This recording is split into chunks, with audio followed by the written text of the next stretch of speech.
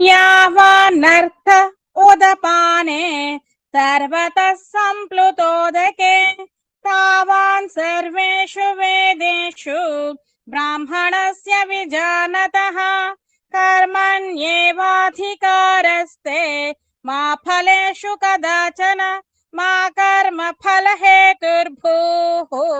मा ते सङ्गोऽस्त्वकर्मणि योगस्थः कुरु कर्माणि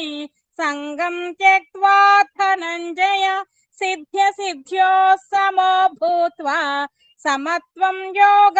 उच्यते दूरेण ह्यवरं कर्म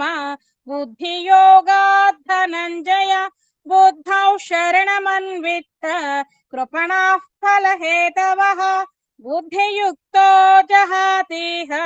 उभे सुकृतदुष्कृते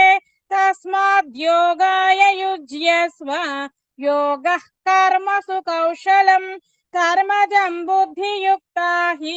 फलं त्यक्त्वा मनीषिणः जन्मबन्धविनिर्मुक्ताः पदं गच्छन्त्यनामयम् यदा ते मोहकलिलं बुद्धिर्व्यतितरिष्यति तदा गन्तासि निर्वेदं श्रोतव्यस्य श्रुतस्य च श्रुतिविप्रतिपन्ना ते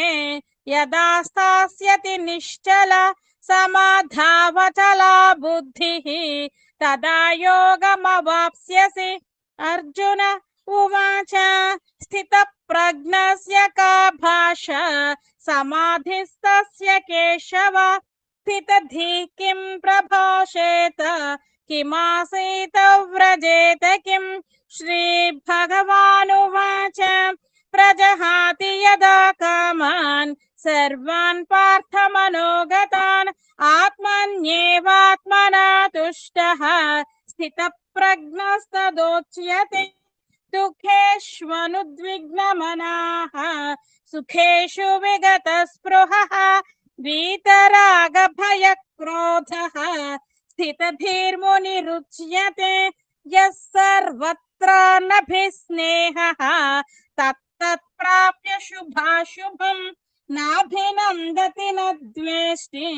तस्य प्रज्ञा प्रतिष्ठिता यदा संहरते चायं कूर्मोऽङ्गानीव सर्वशः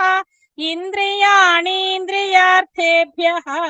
तस्य प्रज्ञा प्रतिष्ठिता विषया विनिवर्तन्ते निराहारस्य देहिनः रसवर्जं रसोऽप्य